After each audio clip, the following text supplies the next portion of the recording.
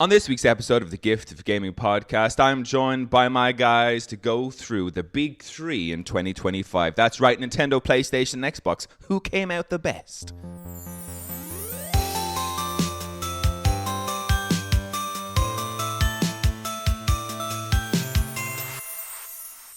All right, it's me, your host, Darren Wade, and today I'm joined by, for possibly the final time, Mr. Xbox Games Pass himself, Luke Maycock. Luke, welcome to the show. Thanks for having me, Darren. And of course, Craig, the critical Nolan. Craig, how are you?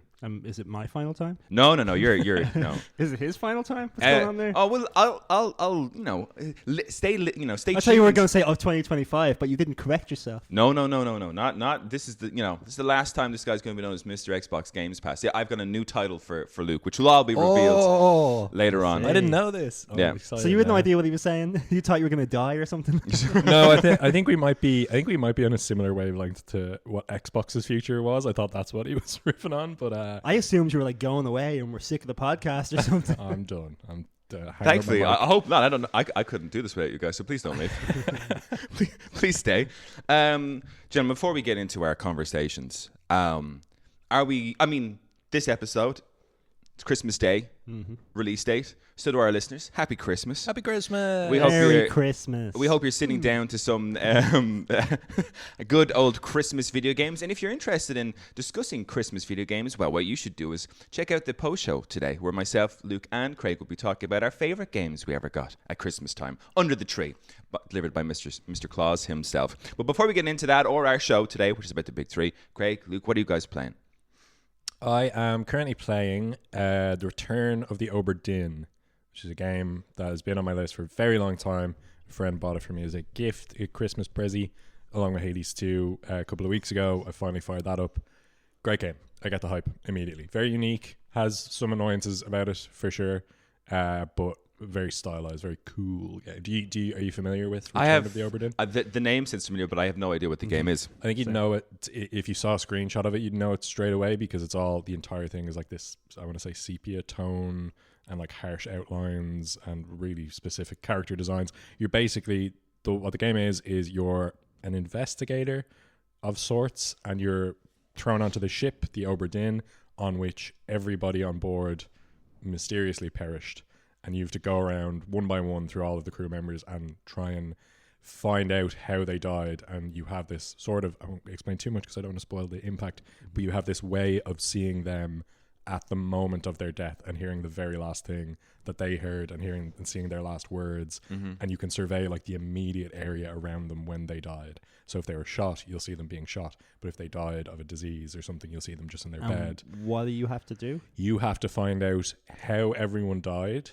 But it shows you, doesn't it? It shows you snippets. So like it starts you off with someone who's been shot, and it's fair. You can see where the bullet's coming from. You can see who shot them, but you don't know who anyone is either. So you have to reverse engineer and figure all their names out, like who they are, what their position on the boat was, whether they're the captain or the first mate or the bosunn or anything like that. So you're trying to learn a little whodunit. I like that. It's a big whodunit times for 100. Yeah, well, I think there's 60 people on board. Okay. So you have to figure out, like, I think I'm still at the early days, but I think you have to figure out all 60 identities, and in doing so, you infer who they are through other people's stories. It's all tied together, and you're trying to unfurl one larger narrative.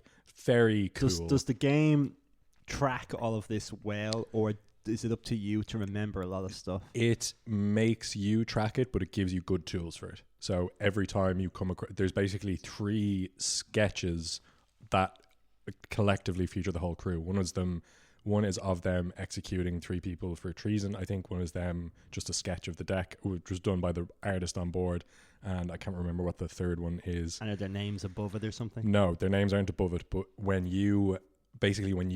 their faces will be kind of blurry until the game knows that it's provided you enough information to say who they are, and it gives you like level of difficulty based on the information you had to guess. Oh, man. And it clarifies their portrait as soon as you have enough information. Yeah. They're like, as soon as their portrait becomes clear, they're like, I've told you enough to know who this is. You should be able to guess it. And I'm like, I've no idea.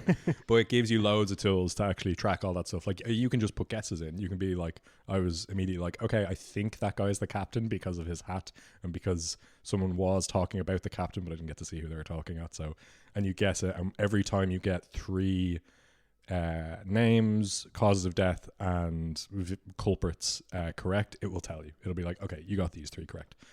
So it's great. It's really fun. It's very, very different. Yeah, Murder very Mystery unique. times 60. You know? Yeah, it was a really big deal when it came out in the indie scene. It still is a big deal today. Was it a 2025 game? No, not at all. It was was it 2014, 2015 maybe? Oh shit! So Yeah. very, very long time. Yeah, it's a bit. I'd say it's over 10 years old now. But it's one of those like Firewatch or whatever. It's just an indie game that's had staying power. And yeah, it's been very, very fun. Nice. Pretty different. Pretty cool. Craig? I'm replaying Horizon Forbidden West. I just needed a big, nice visual game over Christmas. I think the visual game. The is, visual game. Yep. It is gorgeous. One thing, the first 2 hours of Horizon Forbidden West are awful. You know, I'd forgotten how bad they were. I can't remember. How does the game because start again? you start off with just your friend Varl, and you're in like these ruins looking for like this program. Is this we're at the space station or something? That kind of thing. Okay. And it's just 90% climbing. Yeah. And I just hate climbing. I don't know why games force so much climbing on you. I think it's just to break up the action, but it's never fun. It's just not enjoyable, no matter if it's Assassin's Creed or Horizon or whatever. Is there a climbing mechanic like in Breath of the Wild where you have a stamina meter that No. runs out? No, Oh, you just in infinitely this climbing? you You climb yellow are things. climbable and certain Yeah. aren't. If it's yellow, it's climbable. Okay. Or if you do a scan and stuff appears yellow, it's climbable. But like when you're in the open world, that's like half of everything is climbable and half of the things aren't, and there's no way to distinguish other than those yellow lines. Yeah. That you have to go into your options to make it so that is permanently. I had to do that, otherwise you're just climbing and she's not doing anything. Even though this wall looks the exact same as that wall, you know. Yeah. Well, I will say, in terms of the climbing in that game, I did enjoy the tall necks, because each tall neck that you would climb would be like the towers in Breath of the Wild. It would reveal the map, but each one was how you climbed it was different. It was a different challenge each time. Not that it was a big challenge, but in terms of climbing up, that thing looked cool. Yeah, it was very, that very was really visual. But once you're in cinematic. those cauldrons where like you just have to get to the end and you're just going through corridor after corridor, climbing up machines, and you're just doing the same thing over and over, and it takes like up to an hour to get through them. And there's loads of them, and all the story missions, because on this playthrough I'm just skipping like everything. I just want to do all the fun stuff, which has made the game ridiculously hard, and I am not good enough at all to be doing something. Like the very first cauldron I got to, I died to the boss about 7 or 8 times. He was just one shot. Like it was a Triceratops but like flamethrowers on its horns, and as soon as he ran at me with the flamethrower, I died instantly, you know. And like it took me about 3 minutes of keeping him at bay to kill him with all the damage, but if he got near me even once, I was game dead, over. like, you know. And it took me so many attempts. Your blood-burning Horizon, it seems like, you know. It seems like it, yeah. I think it's because like I'm so under-leveled because I just want to do the fun stuff. I'm just trying to get some enjoyment again out of Horizon before I go into the DLC. So I'm just trying to really familiarize myself with enough before I tackle that. I really enjoyed the DLC. I've heard it's great, and Yeah. that's what my plan is. If I was to start up the DLC in my main file, I wouldn't know what is going on. Yeah. I even forgot of how much like crafting and like upgrading and stuff you could Yeah. do. Like I'd forgotten so much about the game, and it really is a lot of fun, except the climbing. But the story missions are absolutely fantastic. It's well acted. It's well. And the side quests are real beefy as well. They are, yeah. So like I've done a few. Just if someone happened to be in my path as I was running through and was like, "Help me, help me," I was like, "All right, better help them." Like, but yeah, it's a great game. I'm about 10 hours in, like. But there's so much of the map I haven't went near, and I'm like, oh man, is this going to consume me over Christmas? It might do. Nice. I don't even know if I'm going to get to DLC, because more and more I'm like, man, I'm underpowered. Maybe I will go back and do those side quests. Yeah, you know? do So other bits. I'm trying to race through just to get good enough that I remember how to play so I can do the DLC. Yeah. But I'm now starting to branch off and do way more than I'd originally The intended. tentacles of the game have really grabbed They you now, really have, Craig. because it's gorgeous, and like there's so much loot, and like I kill a monster and I don't get what I want, so I'm like, now I'm gonna have to fucking take on another one. Yeah. You know, yeah, I'm gonna lose another 100 hours. To this. Good. Nice. And like I said, the DLC is PS5 exclusive, and it really, like, Forbidden West is a gorgeous game anyway, but the DLC really expands on that. Like, the DLC looked fucking amazing when I was playing it. I loved it. I myself, gentlemen, I'm playing Arc Raiders. Oh yeah. Mm-hmm. I can't stop playing Arc Raiders. I can't stop thinking about Arc Raiders when I'm not playing Arc Raiders. One of That's a good those. sign. It has grabbed me so much. It's gotten to the point where So we were kind of trying to explain the game to you, Craig, at one point. Myself, Kevin, and Niall are big players. Andrew hops on for games as well. He's kind of back playing it at the minute. But it's a game that where you go and you spend all this time getting loot, and if you get into a scrap with other people, they could kill you and you lose it all. And that can be really frustrating. But we've gotten to a stage now where we're all like relatively decent at PvP, so like fighting other players. And we have had such intense, like, and we've lost games. Like, there was one, we were in the buried city, we're on these rooftops, and there was like 3 or 4, there was 12 of us having this fight across these rooftops.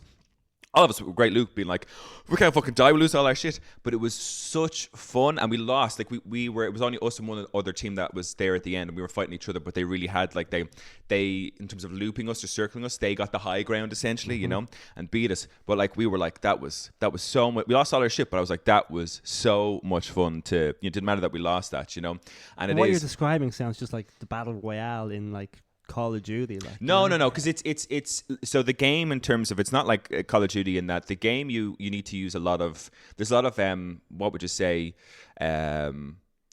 strategies you can use, like different weapons, different kinds of weapons that would like stun enemies with jolt mines, or you could set the place on fire near them, or like use a lure grenade to bring in the robots to like attack them and give you a chance to escape. So there's all those kind of things, but at the same time the community is so funny. Myself, Kev, and Niall had a game, and there was a secret area you can go to one of the levels, and to get down there you have to jump off a ladder onto this ledge, but to get off that again you have to jump back onto that ladder. It's a really difficult thing to do, and I have a recording of it, and I watch it every now and again because it makes me laugh so much. But Kev and I were like, we've got this plan, Darren, we'll show you, we've done this run before, you get great loot and we can get out. I was like, great, show me the way, masters. And the three of us go down this ladder. Niall misses it, he falls almost to his death, but he survives. Then I miss it, almost fall to my death, but I just about survived. Then Kev misses it, he falls to his death and dies. So I have to go revive Kev, and the three of us go, no, we'll try that again. So we take a zip line up to the thing. Zip line breaks, me and Kev fall down. We're like walking around waiting for, Niall to come down and revive us. Niall, in an attempt to come down and revive us, he also falls and kills himself. And while I'm trying to revive Kev, because I've got a little bit of health left, we get like surprised by a group of like a 3-other group team, and they kill us on the spot. But it's so funny because we went on to like the proximity chat, and me and Ken were like, please, the zip line, it was the zip line's fault, like spare us please, because we had all this shit, like we through our own stupidity we lost. But the community is so funny, like that proximity chat thing, having a laugh with other people online is so much fun. There was one other one, and then we'll get onto the story because I don't want to take too much longer, but there was one other one where it's this level, and it's a very PvP level. It's a very small level, so it kind of almost forces PvP, where you can get away with not doing that in other levels. But there was this guy fighting a robot down below me, and I was like, oh, I had like a long range weapon, and I was like, oh, I'll take a pot shot at this guy. So I shoot him in the head while he's fighting this thing. Doesn't kill him, but he comes onto the proximity chat, and he was like, who the fuck I can't believe that, blah blah blah. And I was like, oh, okay, maybe I'll leave him alone. He's obviously just trying to fight this robot. So go around the level, come across 2 or 3 people. We all create a team, and we're going around killing robots together. And we come down to this guy again, and he's out of ammo. He's like with a crowbar fighting off this robot. So we all come in and help him. We're like, oh man, I'm so glad you survived. He's like, careful everybody, there's a guy with a Pharaoh walk around here, he shot me. And I came onto the proximity chat. I was like, oh, who would do such a thing? You put that gun away in your backpack. No, who would? Yeah. Oh. But it is like when I'm not playing the game, I'm thinking about playing the game, and I'm looking forward to the few days off now at Christmas to get into that. But gentlemen, we've got no more time for talking about the video games we're currently playing, because we're going to talk about the big 3 of 2025. Could I have a couple of gripes at your last week's episode, if that's okay? What was last week's episode? Last week you did the Game Awards. Oh no, that was the week before. Last week I put on the episode of you, me, and Andrew talking about the 5 games that defined us. But the Game Awards is the episode you've a gripe with. Yes. Was Yeah, that okay. all just last week's? No, so there was the week before we did, and then last week we recorded that episode prior to the Game Awards, so I could have a break. Don't tell everybody. So yes, please do. So listen, I have had some thoughts since I've had time to digest the Game Awards. So please, what are your I was questions? just more two little things, and one because I couldn't believe that, like, of all the awards that you've had gripes with, the biggest one that you talked about, well, what Chris talked about was the RPG. What counts as an RPG? Yes. And to have an issue with Claire Obscure being an RPG, Yeah. I'm like, Oh. that is absolute nonsense. Chris doesn't like, think Claire Obscure is yeah, an like, RPG. so then Well, based on that logic, then Chrono No. Trigger isn't an RPG. Yeah. Or Final Fantasy 7, 8, 9, 10 aren't RPGs. He was saying, like, it should have been Kingdom Come Deliverance because you actually play as a role and like Yes. you influence But things. Craig, around you. in my defense, I tried to. Not good enough, Darren. You didn't push back enough. You just let him say his spiel, which was nonsense. I'm like, I would have been like, so Chrono Trigger, that not an RPG? No, your favorite RPG of all time, not an RPG. Fair. I was like, so no, Clear Obscure definitely wins the RPG, and it's the most RPG thing I've ever played. Like it definitely is an RPG. Gripe number 2, hit me. Gripe number 2 is the indie. Remember, and like this isn't more of a gripe. It's more. I was actually curious and I wanted to look it up. Yeah. Because everyone's giving Clear Obscure a lot of hate on the indie scene. It's like, oh no, I can't believe that. Blah, blah, So blah. I would never give Clear Obscure the hate. I would give the category the hate. Okay, well, we don't really know because everyone has their different methods of like what an indie is. Is it because of the amount of people? Is it the budget? Like what? We don't know. That's the problem. Really know. Yeah. But I looked up a few little facts here, and like, so Silk Song had a budget of between 2 and 5 million. Yeah. Okay, so like that's very low. Yeah. In the video game awards, Hades 2 had a budget of 15 million. Okay. That's a good bit higher. Yep. Yeah. Expedition 33 had a budget of 10 million. So it's right in between Silk Song and Hades 2. They did that on 10 million. 10 million. That's outrageous. I thought they were out. So Hades 2 had a big... Now, for comparison, Donkey Kong Bonanza had about 50 million. That's the Nintendo game. And Death Stranding 2 had between 100 and 150 million. Fucking hell. But, like, there's the discrepancy. So, for me, like, it fits neatly into between both two very clear indie games. Yes. If you're talking about like game budget. Yeah, if you're talking about game budgets, yeah. But even like with the amount of people, because then I looked up, well, how many people worked on these games? And with Silk Song, it was only about 5 people initially. 2 or 3. With the artists and all the stuff they have after that. With Hades 2 Supergiant Games, it was between 25 and 40 people. Mm-hmm. However, none of that accounts for the artists, the voice actors, like any of those things. Okay. They outsourced all that stuff too in the exact same way the Expedition 33 guys did.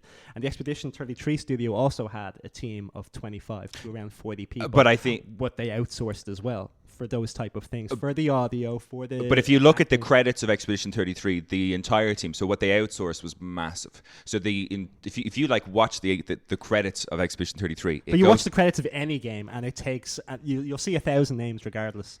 Like, you'll always will.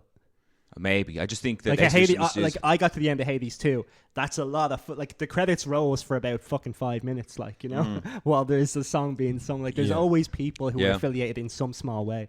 True. I think it's such a messy... And it is my least favorite category in the Game Awards. So, like, this is no... But I was just surprised that Expedition 33 had a budget smaller than the Supergiant game, Hades 2. I still find that really hard to comprehend given the quality of the game. I'm like, how could... But both are quality games. I think both are the 2 best games of the year. I think you could talk about turnaround time being a big factor in that. So like Silk Song is a game that's been in production for like 10 years. Yeah. So if you divide the amount of money spent on it by the number of years it was in production, Silk Song would cost a lot less to make per year.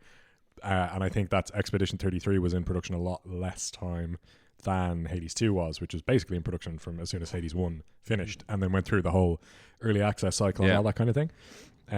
But that's mad. That is still mad. That's really insane. Yeah, that's insane for those best two categories. RPG and best indie, it had every right to win both those categories. And I think the reason that people do push back against the best indie thing is, and this shouldn't be the case, but I think they push back against it because Clair Obscur is just such a competent game. Yeah, like it looks so good. You look at it and you go, "That's not an indie game."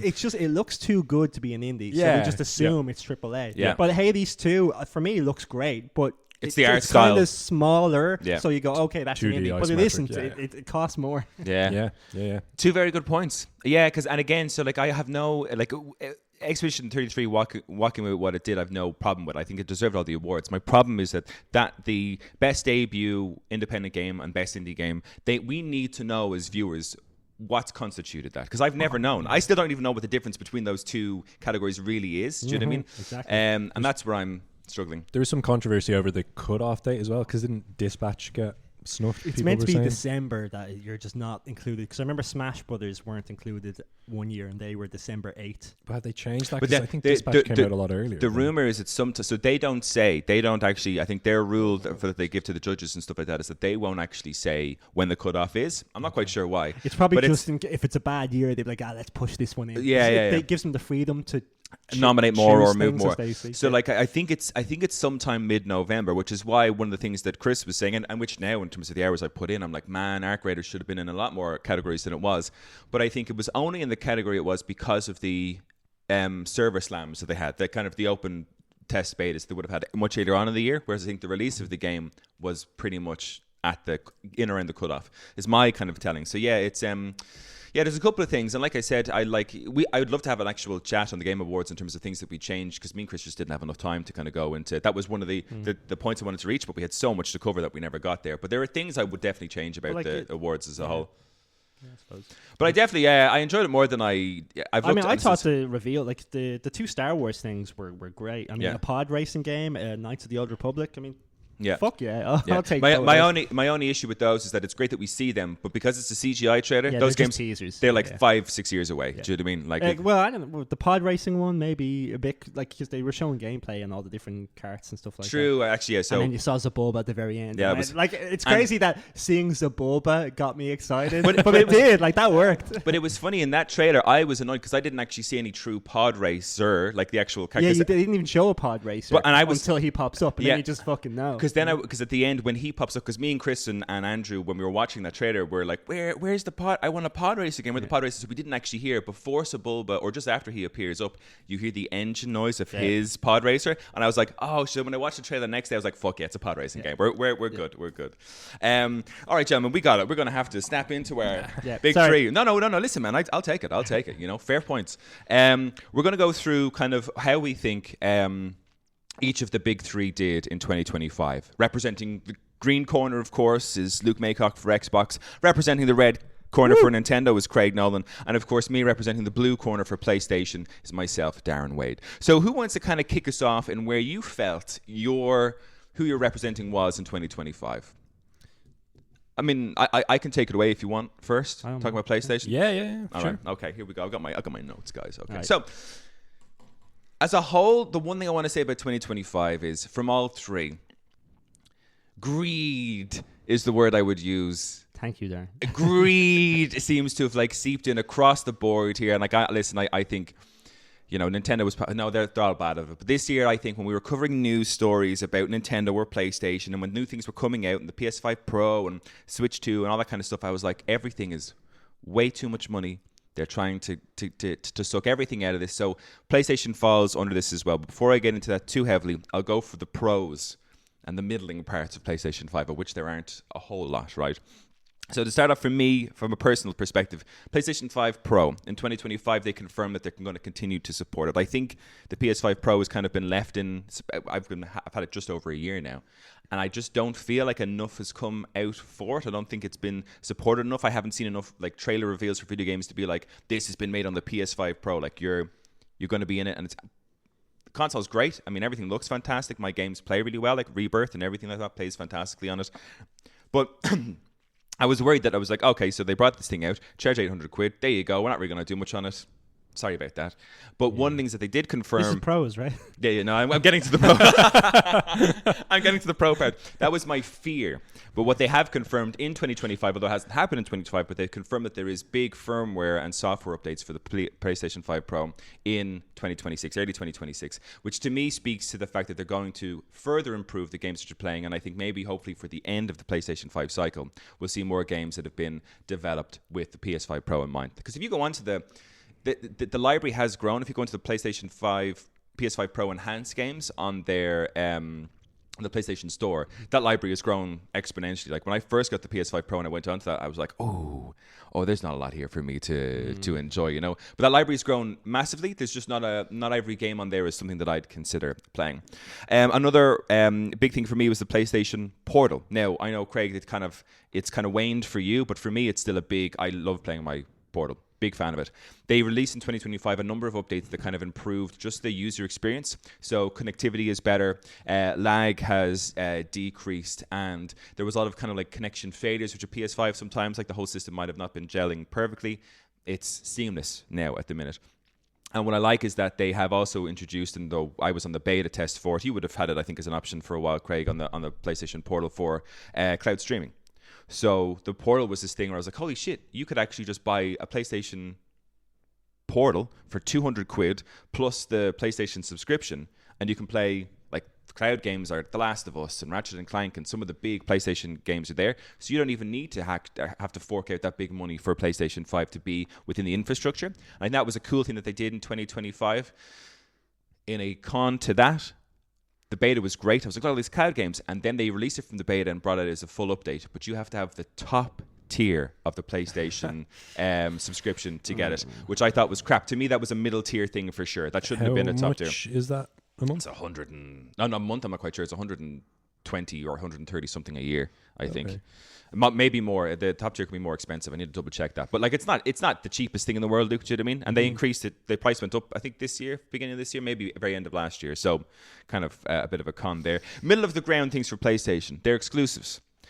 PlayStation to me is the exclusive guy you go to. It's like, oh, there's some great games. Like I mean, Ellie and Joel and The Last of Us. You know, Kratos and Atreus and God of War. You know, Aloy, Horizon, like these kind of big games which is why I'm still in the infrastructure. Is why I want to play games on PlayStation, because the exclusives are there. Yeah, none of those games, other than Expedition 33, came out in 2025. That's why. So why don't you just delete that stuff so this from is the why. podcast? So this is don't even mention. No. it. This is why I'm saying because you ain't gonna win anything with that shit. No. I'm not, because what don't I'm saying you be throwing 2024 at us right now? No. I'm building up to my reasoning while this is the middle of the ground, because those are big hitters. None of them came out this year. If you let me finish my goddamn sentence. The reason why I'm saying it's middle and ground this year is because we got Ghost of Yotai and Death Stranding 2. And I know there's lots of hubbub about Death Stranding 2, but for me, from a personal perspective, I'm like, I don't even know the name of the guy in Death Stranding 2. Like, he's not a big IP for me. He's not a big character. Norman Reedus. Yeah. That's his name, right? I was going to say that was his character name. Oh, shit, that's not what it is. What's the actor's name? Craig, you've played Death Stranding 2. His name is Sam. Sam Bridges, yeah. Oh, I wouldn't have even known it was Bridges. Yeah, it's like a big plot Sam point. Bridges. Yeah, but I didn't know. We realized he had the same name as the president, the president's daughter. Whoa, plot twist. There's a lot of nonsense. Well, there was just that, and there was Ghost of Yotai, and I'm not trying to throw shade on these games particularly, but they're not the big hitters that you expect. Like they're both sequels, you know. Both sequels, and again, like I'm not saying Final Fantasies need to be out every year, but there was nothing Final Fantasy-esque, because Square Enix and Nova, it's not true exclusive. It's always a big timed exclusive on PlayStation. There was nothing like that this year. That's why I would say this part's kind of more middling ground for PlayStation. Exclusives are their bread and butter. They didn't really deliver this year. Now we go to the cons, and PlayStation's holy shit. That was most those were the pros. It's not been a good year, guys. Not been a good year. So then we go to the cons, and my biggest gripe with PlayStation was the fact that they thought this was a good idea and stuck with it, and even after it failed, continued to stick with it. The fact that they decided that live service gaming was going to be their path forward, I was like, fuck you guys. Because it's this thing of like, yes, there are great live service games and they make so much money, but it's because these games are fun. Fortnite, people love playing that game. That game offers so much within its realm, and everybody wants to find that recipe to be like, I want to be able to print money, so let's go for live service games. PlayStation 5 confirmed at one point in time that they would have 12 live service games released by 2025.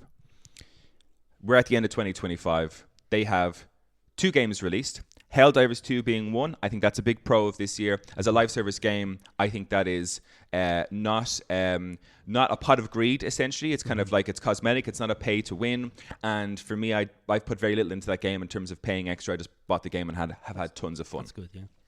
You can't have too many. It just wouldn't work. They'd all lose out. But this is what I mean. It's why are you saying you're going to have like these 12? They're all going to be competing against each other. Then they had Concord. I think their lost revenue on that was 200 million plus, because it came out, lasted a month, and then they cancelled that, and loads of people lost their job. And to me, the person who decided to make Concord and then give it a month maybe to try and thrive, that person should have lost their job. Not all these people who lost their job because the studio closed, blah, blah, blah. But they continued this, and now we have... we're waiting on Marathon, which is the third one, the only one remaining left on this kind of live service thing, and that is in development hell supposedly, and everyone's worried it's coming out March next year, and everyone's worried it's going to be a big old failure. It's a Bungie game, so you know, yeah, that's what Bungie does. Yeah, we'll wait and see. But my problem with that is that because they put so much time and effort into this, I think we lost out on what makes what PlayStation's soul is. What makes it kind of culturally relevant is its exclusives. That we could have had greater IP, like money put into these IPs ideas, and give us great games that are just fun to play, as opposed to just trying That's to what fucking all three should focus on. like this money grab. Let's have live service because we want to print money. It's like you've cancelled fucking 9 of them. One of them, it doesn't even make you that much money because it's just purely cosmetics. The other one costs you 200 million, and the third one is a big wait and see. And we know that 2 of the ones that were cancelled, well, definitely know one of them that was cancelled, was The Last of Us kind of live service multiplayer game. And not that I agree with live service as a model to follow, but if you are going to do it with the games that people love. Do it with games that we know could potentially, if you take the good things from The Last of Us and put it into a live service system, that it could be fun. I look at Ark Raiders and say to myself, if you put a fucking Last of Us skin over that and change robots for zombies and clickers, fuck yeah. I'd be all over that game and have like rival fucking gang, like you're playing against other players who are from other like survival groups, and are you friends and you're not friends? There's like a recipe for such great games, but it's such a quick money grab that they're like, we're going to put this out here, it's going to make us loads of money. Who cares if it's a good game or if it's fun? Yeah. And that's where I'm kind of like, guys, you really absolutely, you dropped the ball there. And even now, they're still kind of saying, "Oh, we're still pushing forward. We're like, we got high hopes for Marathon." I'm like, guys, drop it. It's not working for you, and it's costing you loads of money, and you're firing people from their jobs, and we don't enjoy these games. And even if you did have 12 games out there, I wouldn't have the money to play all fucking 12 games. Nobody would. Why is that a good idea? So live service gaming, big thumbs down. Boo PlayStation. Boo. Boo. I'm gonna go. You're not really selling it very well. So I have had a great time with video games this year. There's been amazing video games that have come out this year. That is not thanks to Sony and PlayStation. I happened to play those games on my PlayStation. On my PlayStation, exactly. I could have played them anywhere. Yeah, that's it. The last thing I want to kind of talk about is the increase of PlayStation Plus. Again, they increase the subscription thing, and then they lock out the PlayStation Portal cloud gaming to like the highest tier. So you're cutting out loads of people. It's just big money. PlayStation 5, the guys at Sony are going to be happy. It's been a profitable year from them as far as I can tell. They have said that PlayStation 5's in its entirety now coming to 2025 is its best money-making console ever, bigger than 4 or 2, based on what they've sold thus far. And of course, it costs like fucking hundreds more than those other consoles did. So for them, it's profitable. But at what cost? The nice day, you lost your soul, PlayStation. 2025, you got your money, you killed your soul. Thank you for coming to my TED Talk. Very good. Soft applause. Okay. So there you go. So I've had a great time playing video games. That is no thanks to Sony and PlayStation. You played them mostly on your PlayStation 5 though, isn't that something? On your PlayStation 5 Pro. I mean, it's not like you took your fucking but I bought my PlayStation Google Chromecast, whatever majig out the corner and we were playing on that. No, but like in 2025, like I didn't buy my Pro in 20, so I'm not going to say the Pro was a... Well, you shouldn't have bought the Pro, full stop. That was a dumb thing to do. I'm enjoying my time with the Pro, Craig. but I will say that in 2025, there's been nothing that's been like, hey, great. I'm so glad I bought it. Like, I'm glad I bought a Pro because everything runs like smooth as butter on it. But like, I'm still waiting for like, where's my PlayStation 5 Pro game? Where's the horizon that looks unbelievable? But like, no single game will ever come out that'll work on the PS5 Pro and won't work on the PS5. That'll never happen. They're not allowed to do that. They're legally not allowed. But you could make it that it has modes and things like that for the Pro experience, because there are games that would have like the Pro mode or the whatever, like because Rebirth brought out that mode that's only available on the PlayStation 5 Pro, which mixes graphics with frames per second, so you get a great match of the two. So like some sort of upgrade? Yes, so the games can bring out the upgrades, which is great for me because I can play games on those modes and they run crispy. But like I bought my Pro in 2024. They may have done that a lot 5-6 years ago, but now in this age of remaster remakes, it doesn't matter. They're all gone. No, because in 3 years we're going to re-release it, so we're not going to upgrade it. So you lose out on that. All right, guys, who wants to go next? I don't want to follow that. I'll follow that. Xbox. Because if you didn't think it could get worse, wait till I tell you. Just a disaster of a year for Xbox. Really, really, truly bad.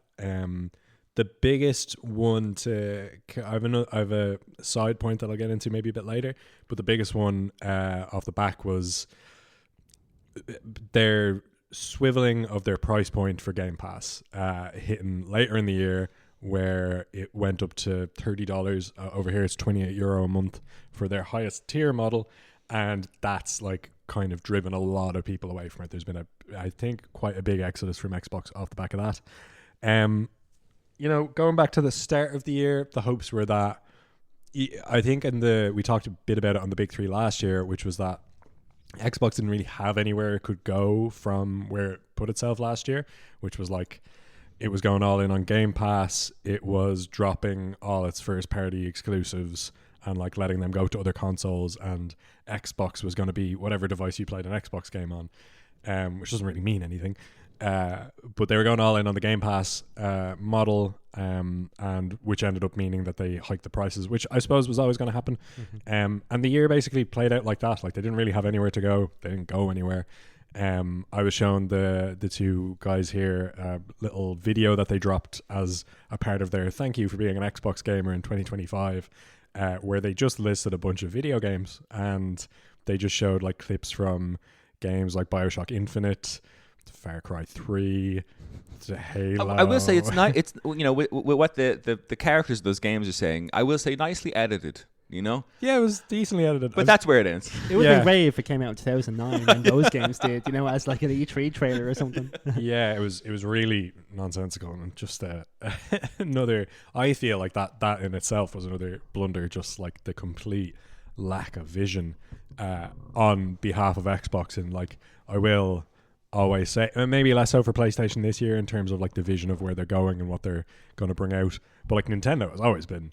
Nintendo knows exactly what it's about, and always has and always will. Like, it does its thing, it does it the best it can, and you're going to reliably get that every year. Xbox, the most exciting Xbox thing that's on the horizon is the Halo Combat Evolved remake in the Unreal 5 engine, which is coming out on pretty much every platform. I think it's coming out on PlayStation, Xbox and PC.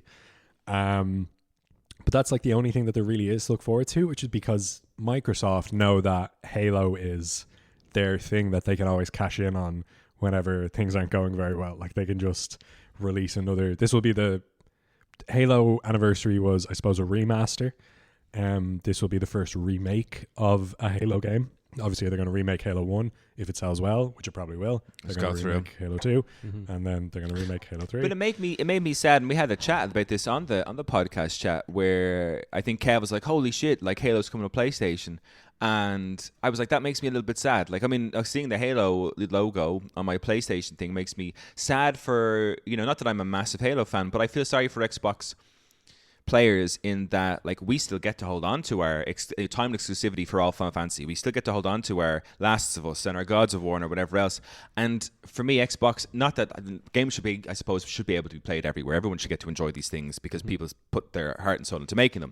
But that aside, that's not the reality. But I still think that Xbox should have their thing, and they just don't anymore. They just don't. And you feel it as well as an Xbox gamer, where like, I think in previous years, like, having the Series X, I would find myself often wanting to like further my investment into it, like buy one of the Elite controllers, which are supposed to be fantastic controllers, but they're like the premium Xbox controller, higher price points, like 120 quid, but a really good, well-tuned controller. Really wanted that, or get the headset and get all like geared in order to potentially like play cross-play multiplayer games on the Xbox with people. So like, get Arc Raiders and then play Arc Raiders with you guys or whatever.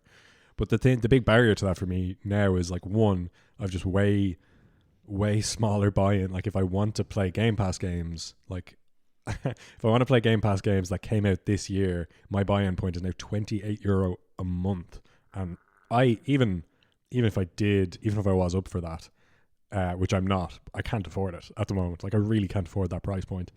Like, I could maybe afford it for 1 month, maybe 2 months out of the year. I could do that, and then like have like bursts of gaming. But like, I really can't. It's so precaritized now. I just can't access the gaming library. The one that came out this year, its Ultimate, is the €28 one, and that's for their entire library, including exclusives that came out this year. Well, there's no such thing as a Xbox exclusive anymore, but including the ones that came out this year, that's all included in Ultimate, €28. So I played Clair Obscur this year on my Xbox, and I played it through Game Pass, which at the time cost, I think, €16 or €18, and I paid that twice to be Clair Obscur. So I basically paid what Clair Obscur. 2 months membership. Yeah, I paid 32 to whatever, €36 to play through Clair Obscur. That went up by a tenner?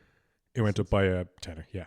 Okay, so that 2 months Clair Obscur cost 50, so you'd have spent 56 renting the game, which you no longer own. Yeah, exactly. Whereas I have it forever, and when I replay it, which I will several times, I can do that for free now. Yeah, that's the thing. And when I was coming to the end of the second Game Pass loop, I was like, so it's one of those things with Game Pass where like they offer a discount if you like, if the game is on Game Pass, you get a Game Pass discount to buy the game just outright. And I was looking at doing that, but then I just couldn't afford it at the time, and I was like, no, I'll just put it. Maybe I'll come back to it another time. And now I'm looking at getting Clair Obscur on Steam because it's constantly on sale on Steam, and it would play amazing on the Steam Deck. And I just start the game from scratch again. Yeah, it's just it's kind of a Game Pass disaster over in the Xbox corner. Players are, including myself, are just locked out of the ecosystem that you would have, invested so much time into, and it's just really disappointing. And it definitely doesn't look like it's going to get better. There's no real titles that I think anyone is looking forward to. I think maybe some of the comic book people are looking forward to the Blade game that's coming out from Arcane Studios. But we'll see. There is a caveat and an asterisk over that production as well. I'll just go down through. This is kind of the sad summary for me of it. In the same thank you post, like 2025, thank you for being an Xbox gamer, they listed all their big titles of 2025, in which they listed Age of Empires and Age of Mythology Retold, which are remasters of Age of Empires and Age of Mythology. Avowed, which was the Obsidian game that I think came out in 2024. Call of Duty Black Ops 7, which obviously did come out this year and was a pretty big disaster. Candy Crush Solitaire. The Candy Crush guys. If you are announcing Candy Crush games, Jesus, that's usually like a Just Dance or something that goes on in the background. That Candy Crush Solitaire. They've made Solitaire, the game that you play on your PC. Diablo 4 didn't come out this year. Diablo Immortal. Diablo 4 is 2023. Diablo Immortal I think was 2022. Doom the Dark Ages did come out this year. Probably one of the hits really for Xbox this year were Doom the Dark Ages. But Doom the Dark Ages was all platforms, right? It was definitely PlayStation. I think it was timed exclusive for Xbox. Okay, so was it? Well, then that counts because they own id Software. Okay, yeah. So Doom the Dark Ages and then Elder Scrolls 4 Oblivion remastered. PlayStation got that as well, right? I think it did. I definitely, because like my friend Andy talks about it all the time. Yeah, they did get it. I don't know if they got it day one. I think they might have done like a month-long exclusive window. But I could be wrong on that as well. They might have just pushed it out. They also mentioned the Elder Scrolls Online and Fallout 76, which are MMO online live service kind of things. Gears of War Reloaded, the Gears of War remake, which I didn't see anything from that because I don't care. That is on PlayStation. It is, yeah. Gears of War, that came to PlayStation later in the year. Grounded 2, which I'm not even sure is out yet, but that's the sequel to Grounded from was it Arcane that do Grounded? I'm not sure. Heretic and Hexen, I don't know what that is. Indiana Jones and the Great Circle, that was the end of 2024, their big win kind of thing, just squeaking it in before the end because that was really good. That was an exclusive for I think 4 months. They mentioned Keeper, I don't know, Minecraft because they own Minecraft. The Ninja Gaiden sequel, the Outer Worlds sequel, the Overwatch sequel, which came out years ago to bad reviews. Retro Classics, Sea of Thieves, which is like a 6-year-old game now. South of Midnight was a big... And I really, like, that's coming out in spring for PlayStation. I'm really curious about that one. To me, when I think of Xbox, to me, that's their only win that I can think of. Yeah. Like a genuine new IP that looks great and... Looks amazing. Yeah. And I didn't play it because I was busy playing Clair Obscur and that kind of thing, and then Game Pass was too expensive to keep going, so I didn't play it. Tony Hawk's Pro Skater 3 and 4 remakes. Towerborn, that did actually also look good, but I haven't heard much about it. And then they mentioned World of Warcraft because they own Blizzard Activision as well. And that's it. Like, that's them putting their best foot forward. So you had South of Midnight, maybe Towerborn, Doom the Dark Ages, and the Oblivion remaster or remake or whatever. Most of them are just timed exclusive. Yeah. All of them. Like there's like even South of Midnight's coming to PlayStation next spring. Okay. Next year. So they don't. It's so grim. And then like in the background to all of this, like they fired 9,000 people. Yeah. You know, in totality from the Xbox, from all their studios and everything like that. Just upwards of 9,000 people lost their job this year. Do you know what I mean? They're ramping up their AI operations massively, and have like shelved so many people. I will mention as well, just at the end here for Xbox, that BDS, the boycott, divest, sanction movement, has mentioned Xbox as a target in 2025. So as of April 2025, BDS called for a worldwide boycott of Microsoft.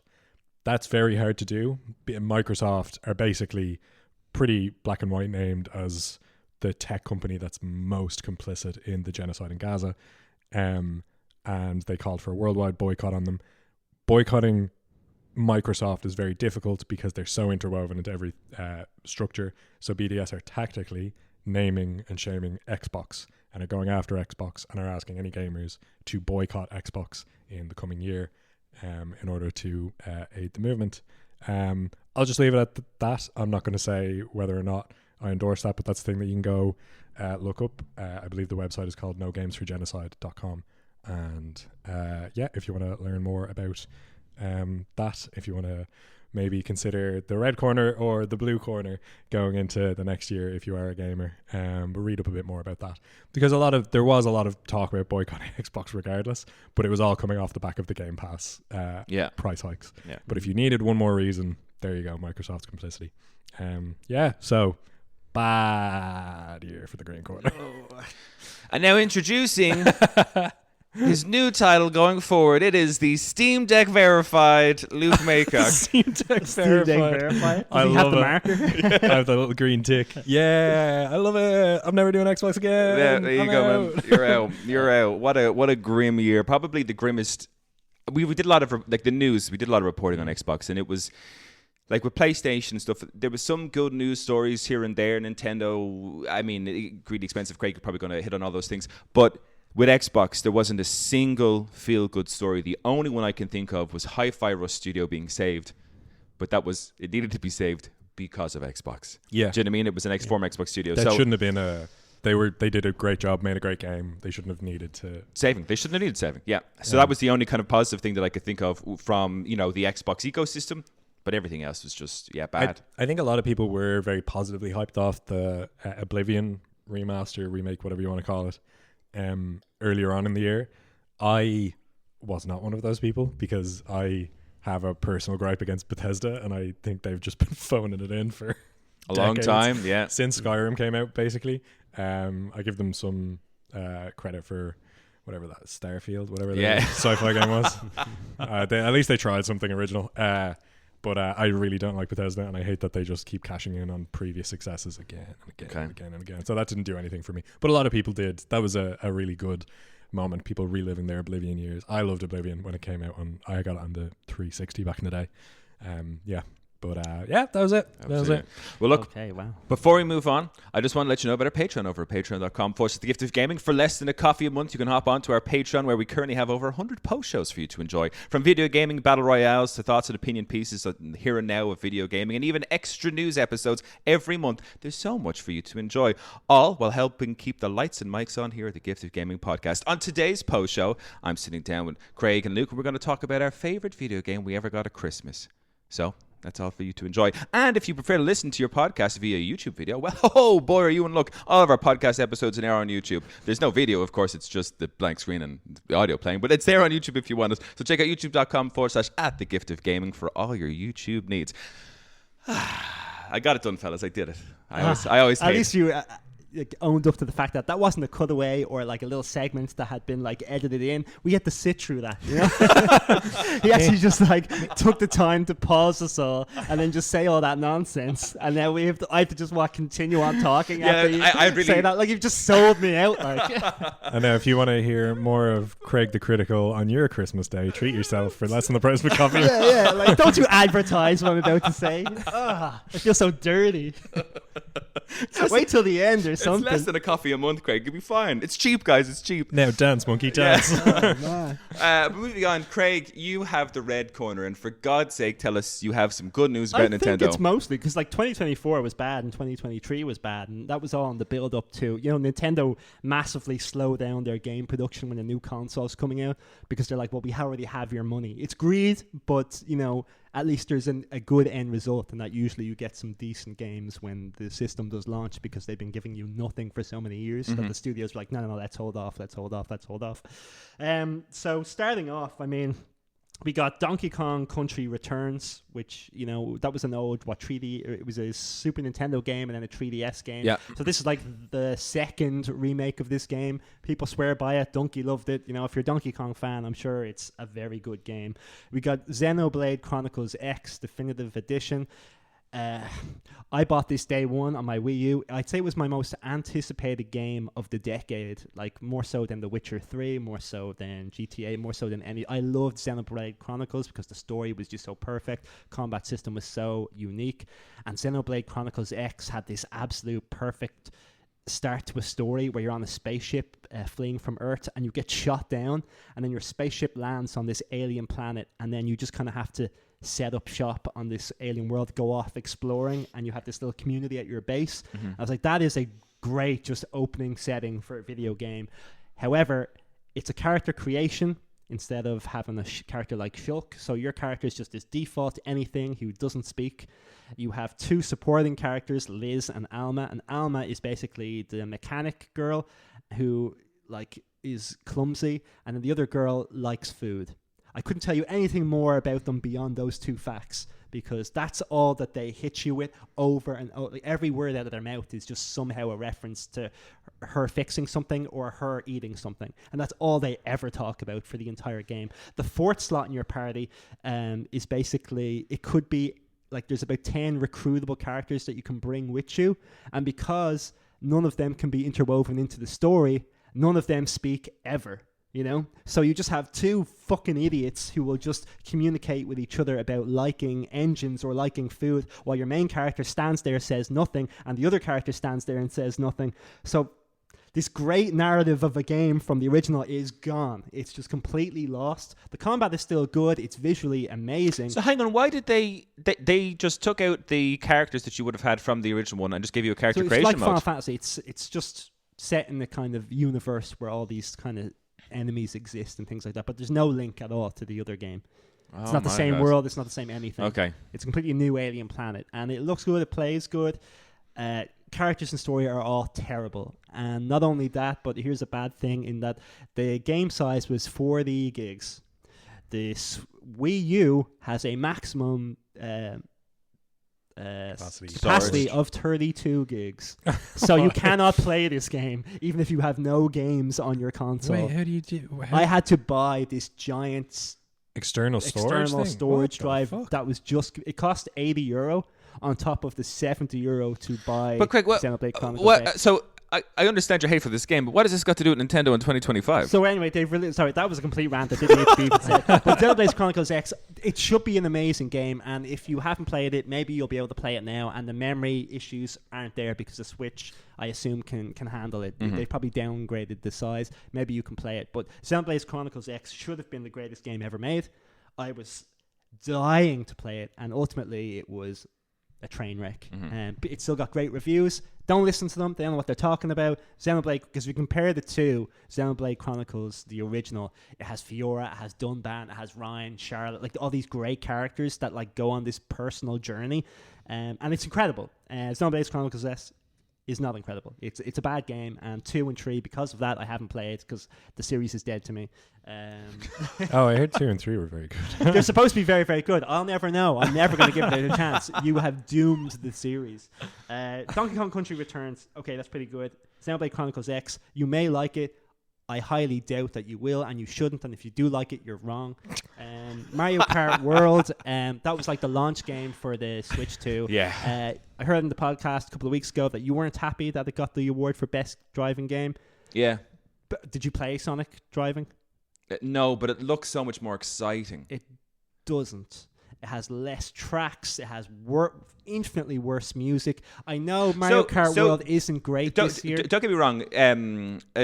So my thing about it is, if you've got music, okay, Mario has amazing music to pull from the series. Mm-hmm. Sonic doesn't. I'm not going to base a racing game on the music. Okay, it's a big factor.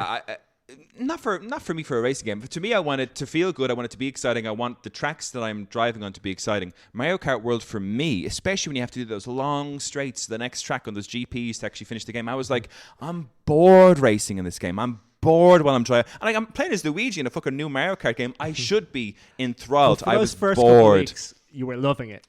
Because it was new. Because it was new. It doesn't have the it will get DLC. I still love it. I really like it. I'd play it whenever. It's like maybe it's slightly worse than 8 because it hasn't got all the DLC that 8 had. But to do open world and to have 32 levels all pushed into one and have that work.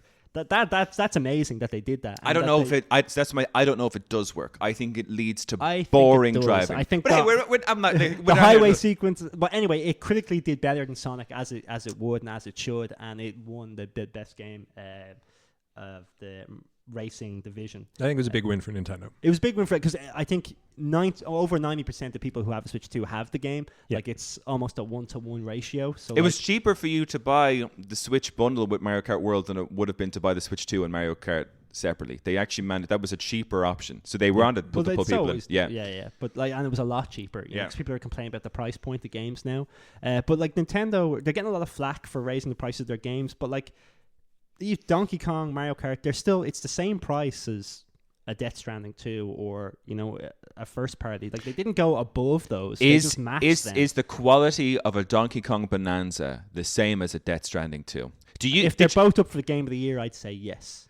And if I believe that if Clair Obscur and Hades 2 were missing, I do think Donkey Kong would have gotten it over Death Stranding 2.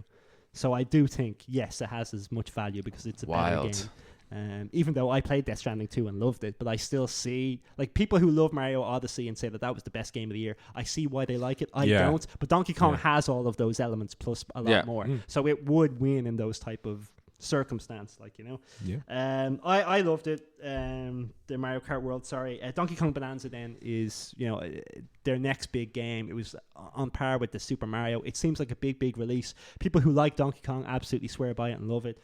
Not really for me, but it's a big game and it's an exclusive. We had Super Mario Galaxy 1 and 2 being remastered on the Switch 2. Not happy about this. They've done it a bunch of times already, but I can see why they would do it in the release of the movie, which is coming out early next year. And it would be nice that people have a bit of familiarity with Rosalina and all that type of stuff. So, but do you think the cost of that familiarity should be what it is? Because Mario Galaxy 1 and 2, the collection, is a very expensive game in itself, it being a reported remaster. It's a reported remaster. I would not buy it, and I wouldn't recommend anyone buy it. You can buy, isn't Super Mario 3D All-Stars... It has Super Mario Galaxy 1 in there. Just with Sunshine and 64. Yeah. It doesn't have Mario Galaxy 2, so they're clever to bundle that separately. That is the better game. But it did come out, and if people like it, they like it. And if they don't, they don't. That's fair enough for them. Pokemon Legends ZA, I think it looks like the worst thing ever. I've heard so little about that game since it came out. I saw the bugs and glitches and stuff that people were complaining about, which was always going to exist. But I've heard so little about it since then. Yeah, all the DLC, all the crazy stuff that's going along with it. But it's a new game. It's a new exclusive, whether you like it or not. Critically, it's done okay. I don't know why people always give Pokemon a pass. They're just like, oh, it's slightly different. You don't actually you don't get badges or gyms. People seem to give it loads of points for that. I'm like, that is the bare. You've removed something. You haven't added something because something has been removed. You're giving it points, but whatever. I'm not a big fucking Nintendo fanboy reviewer. Hyrule Warriors, it looked pretty cool. It has The Legend of Zelda Tears of the Kingdom, but set in an alternate universe. But there's some interesting new characters or whatever. Again, it's an exclusive. If you like those Warriors games, I tried playing Persona 5 is one of my favorite games of all time. I played Persona Strikers. I got 2 hours in. I was like, I can't. The combat is just so boring. I don't like this at all. And the story was really, really good, but just every time I got into a new battle, I went, ugh. So no, those Warriors games are not for me. I don't like how everyone looks like Agent Smith in in The Matrix Reloaded. They look, all the character models look poor and they fade away, and it just looks bad. And they seem to be okay with that. Yeah, because they have to render so many character models on the screen at once that they would have. That they to just kind of give quality. up and just go, let's fucking put 200. So what if you can only see half of them? You know. And we had Kirby Air Raiders, a big Sakurai game that seemed to be really good. He seems to be really mad for it. Isn't that Air Riders? Is that what I said? Kirby Air Riders? I thought you said Raiders. Oh, I did say Air Raiders. Oh, I'm not sure. Maybe it's that. I might give that a go in the future just because I'm a massive Sakurai fan. I like a bit of driving. Kirby has never been a character that I've never played a single Kirby But game. you can play as Hammy, the hamster. Yeah, you know? okay. We had Metroid Prime 4 Beyond, another exclusive. Granted, this was very much a Nintendo Switch game that happens to be on the Switch too. Yeah, okay. Like we were talking to Daniel, who's loving it. I definitely would have just. It's because it was supposed to come out 5-6 years ago. Yeah. As in development hell, but there was no reason for it to be on the Switch. It's just not visually striking enough. The difference between Metro Prime 4 and Metro Prime 1, 2, and 3, like Metro Prime 1 was like 2007, 2009, 2011. You would definitely think this came out in 2013. Based on that, like the difference between the three is nothing, even though it's been like 12 to 15 years since those ones came out. But they have not made the leap, and they have just not even wanted to. I don't like how the gameplay looks and feels. Every single moment I'm looking at it, I'm like, this looks like Metro Prime 1 or 2 or like they all look the same. Like you're just, the power-ups are always like, you're not getting new ones. Like Samus will always turn into a ball. She'll always do the morph ball, the missile, like the charge shot. Like verbatim what you're going to get and when you're going to get it every single time. The only difference is sometimes maybe there's an ice gun or a fire gun or a lightning gun, but like 80% of the upgrades are what you've seen and done in all three games. I'm like, that is so boring. Have her turn into the motorbike, have her become a transformer, do the fucking whatever you want to do, but make it different. And then the best of them all was the exclusive in Hades 2, which was the timed exclusive. But it was, the original was a Nintendo game, and now this one is a timed exclusive. And like Hades 2 basically was my Switch 2. I played a bit of Mario Kart with the guys, but then after that, every hour that I've put into my Switch 2, it's been Hades, and it is great, and it is definitely the type of game that I would play handheld. Whereas you're saying that you like the PlayStation Portal. Like I could never ever play Horizon on my Portal. I would just hate it. I don't think the controller would fit right. I don't have enough of a big enough screen to see all the menus and the different things that there are. I don't like playing those type of games handheld. Hades 2 is the exact opposite. That is a game I will gladly play handheld. And I think it suits the Nintendo a bit better, and I prefer those type of games being on the Nintendo because Nintendo tend to go for those smaller type of, like even Donkey Kong. You could play that handheld. It wouldn't, like you're not looking at 100 menus or maps all the time. Nintendo lend themselves to handheld, whereas PlayStation just made a handheld. Yes, an afterthought. It was an afterthought, but their games don't work for handheld. Oh, I'm just... Some do. But it's not built with that in mind. Like, games made for Nintendo are generally like, people are going to play a handheld. And then some people might play it docked, but most people are going to play a handheld. I'm not one of those people. But I could say every one of these games on this list, bar Xenoblade, you could not play that handheld. Donkey Kong Returns, Mario Kart, Donkey Kong Bonanza, Super Mario Galaxy, Pokemon Legends, Hyrule Warriors, Kirby Air Raiders, Metro Prime, and Hades 2. They're all handheld. Like built with handheld in mind, and each one of these, like that's 9 exclusives and 1 timed exclusive. It was the year they launched the Switch 2, a brand new console. It may have been a bit pricey, but it seems like that was going to be the case regardless. Like every company is going to do that. So my thing about the Switch 2, because I'm interested to have a chat with you about this one, is Hades 2 time exclusive. You can get on the Switch 1. It's not a Switch 2 thing. What has with that's still Nintendo. Yeah, but Hades 2 wasn't a Nintendo exclusive.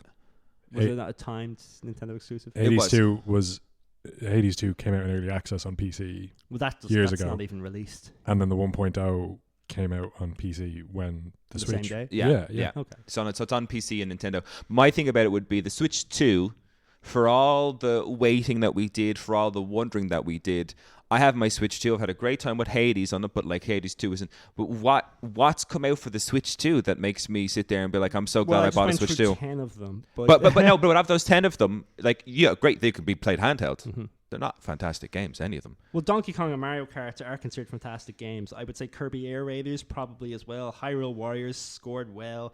Metroid Prime scored well. But loads. These aren't for Craig, us. but loads of games score well. But we know the scoring stuff with games is fucking Pokemon scored well. Zeta 8, that game looks like trash. The games being rated well for me these days. Darren, if I just sat here and said stuff that I liked, there'd be nothing, you know. So like I have to go, there's stuff for other people, there's stuff that Nintendo have made for other people that they will like, you know. And that's essentially what this is, because I'm this type of person who'll play like 3 or 4 games a year and then that's it. Like I only play the best stuff, you know. I'm not going to play the 7s or 8 out of 10s, you know. Like I'd only play something if it's been highly talked about or if a lot went into it. And not all games can do that. But in terms of like a release, a brand new year with a new console, you had the flagship Mario Kart, you had the Donkey Kong, you had a Metroid, you had a Kirby, like you had some big hitters, most of which I didn't buy, but people are going to get those things, and like they will appeal to a different audience, and that, considering how few big first party games Nintendo usually release, you know, you might get a Smash Brothers or a Zelda, having a Donkey Kong, a Mario Kart, a Pokemon, a Metroid, and a Kirby game, that's 5 of their biggest in one year, is almost unheard of. Like, you know, like that is a big year for them. It's just not a big year for me. I'd say it's fair to call this a success for Nintendo like this. Yeah, it's a massive. I mean, when you release a console in the year, you want to make sure, unlike what they did with the Wii U, and they just released a new Super Mario Brothers Luigi. That was their launch game. That was their big game with the Wii U. And for over a year, we got nothing. And then Mario Kart about a year and a half later. Too little, too late, you know? I agree with you there, and that like I don't see any reason to buy a Switch 2. It could be because I love my Steam Deck, but I don't. Yeah, I'm not sure. I love my Switch 1 so much. But there just isn't, like, Mario Kart World wouldn't make me buy it. Donkey Kong Bonanza wouldn't make me buy it. Kirby Air Riders wouldn't make me buy it. But maybe there'll be a point in like the next year or two where there'll be enough of those titles where I'm like, there's actually a few titles. And for us 3 though, that is the case. I'd say all 3 of us would agree that, like, even for me, I'm like, did I need my Switch 2? Other than if Mario Kart hadn't come out, there's no reason I would have needed to buy it. But that's just us 3. Yeah, and I made the point before, actually, and I'm forgetting about it now. But in fairness, for those people who are Nintendo exclusive, let's say that's what they just buy. They don't buy Xboxes, they don't buy PlayStations, they don't have a PC. The Switch 2 did open them up to the entire library of playing games like Cyberpunk and The Witcher in ways that they couldn't have done before. So okay, they're only getting PlayStation 4 games now, but without the Switch 2. They would never have gotten them. Plus, they're now getting the Final Fantasy games. They're going to be ported over. It seems like they're making a bigger effort to get those kind of...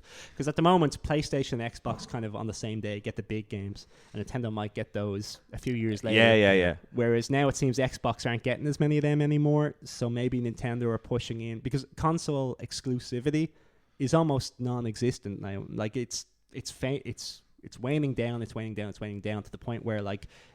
pretty much every Square game going forward is not going to be a PlayStation exclusive anymore. They've decided that their financials took a hit. Final Fantasy, you might get a few months, but then it's going to PlayStation, or then it's going to Xbox, it's going to PC, it's going to Switch too. So I do think more of that will happen, but Nintendo aren't going to let that happen. Like, you'll never ever get Mario, Donkey Kong, Smash Brothers, Zelda on the PlayStation. And they would rather go down with the ship than allow that to happen. And I don't want, this is the thing, is like, just like I didn't want the Halo logo appearing on my PlayStation, and this is the childhood, like, red, green, blue, like, this is what you get when you get whichever one you choose. Do you know what I mean? And I think for me that was like, it was hard choices, but you got to stick with your choice and make your bed and sleep with it.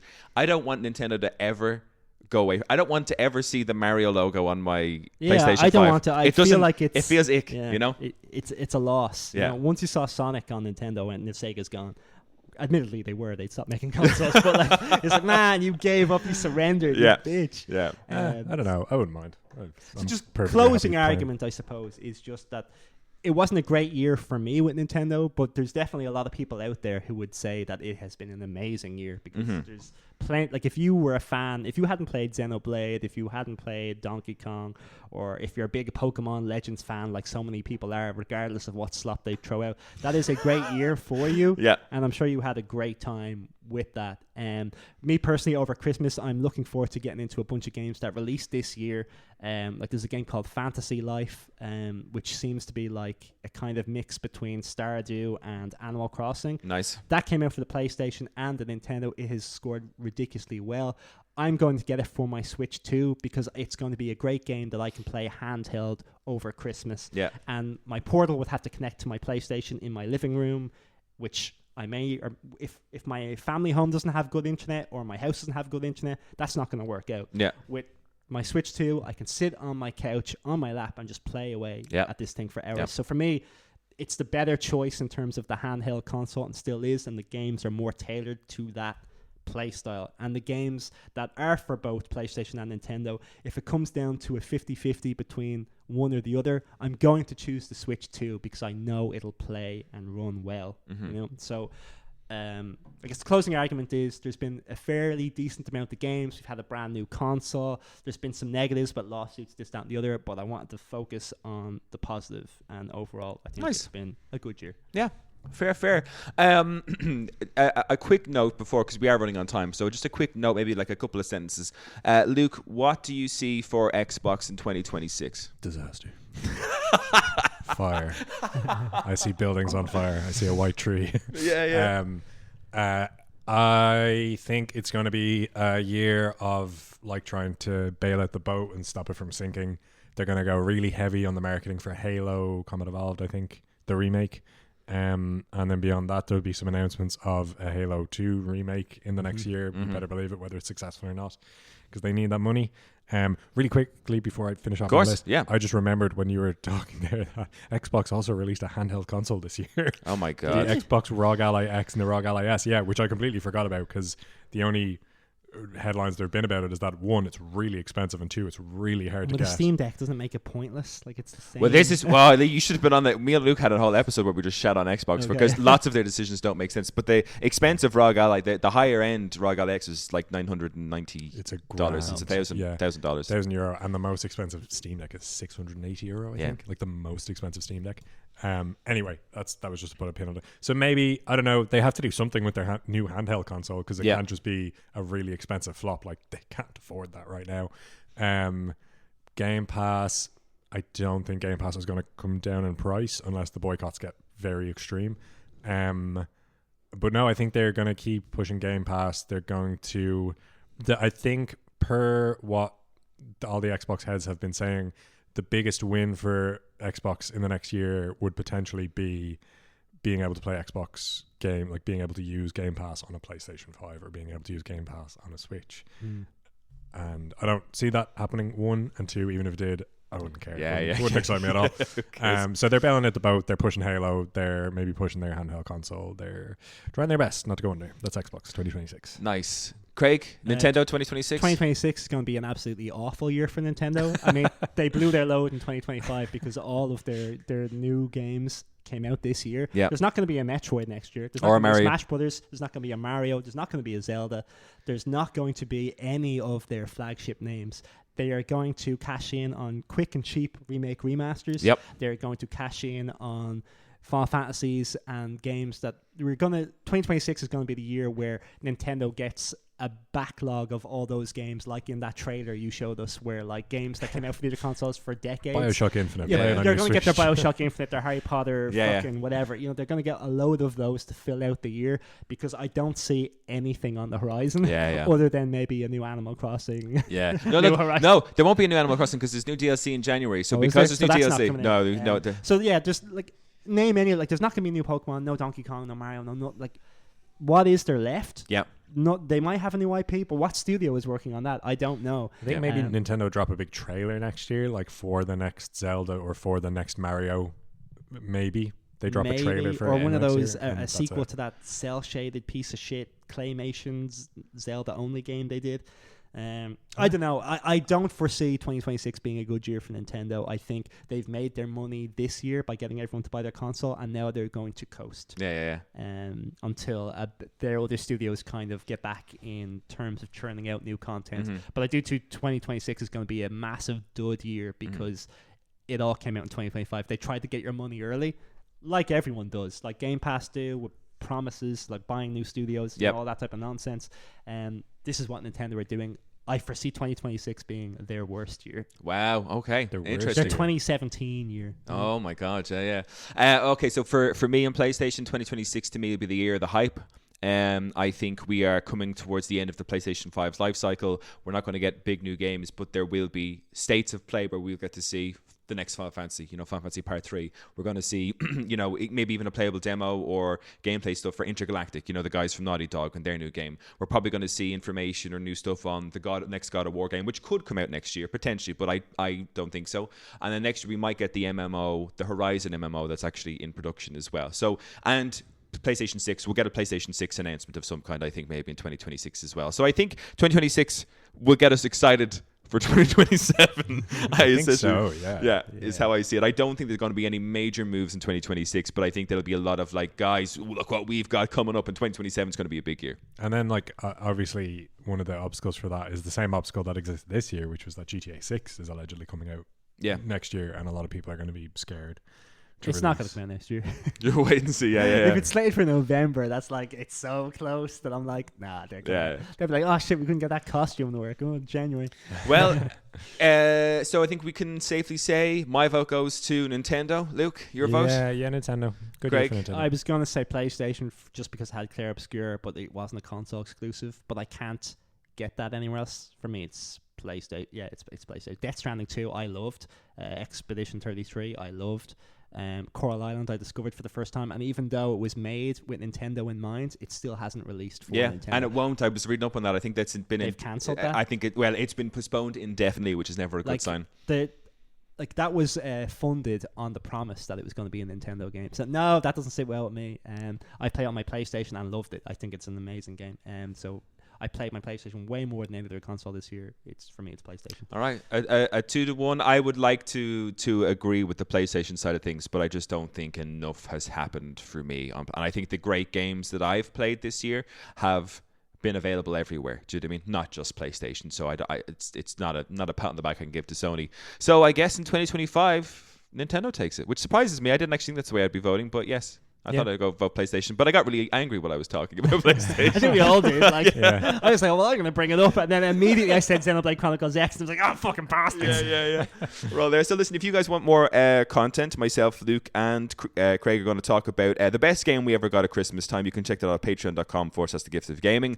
To our listeners, I hope if you're listening to this on Christmas Day, you have a lovely, relaxed time spent with family and friends and gaming. And we wish you the best for 2026. We will not be doing an episode next week. We're going to take our holiday, so we'll be back in 2026 with the news from December. Luke, thank you so much for joining me and for all your help in the podcast in 2025. And Craig, thank you so much for joining me and for all your help in the podcast in 2025. It's been great. And here's to great things for the Gift of Gaming podcast in 2026 and maybe some good games. Maybe. Wait and see. All right. Merry Christmas, everybody. Merry Christmas. And if keep enjoying the gift that is gaming.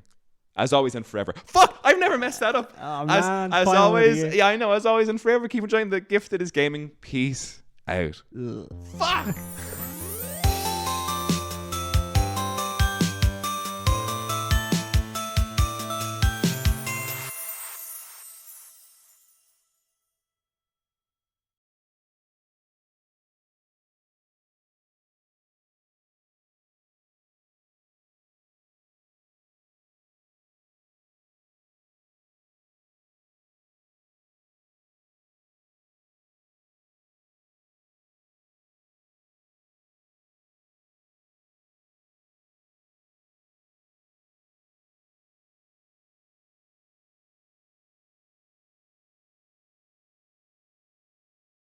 Luke, can I get a bit from you, please? Yeah. Testing 1 2. Testing. Perfect. And Craigski? Test the testicles, big fat dick. Jesus Christ.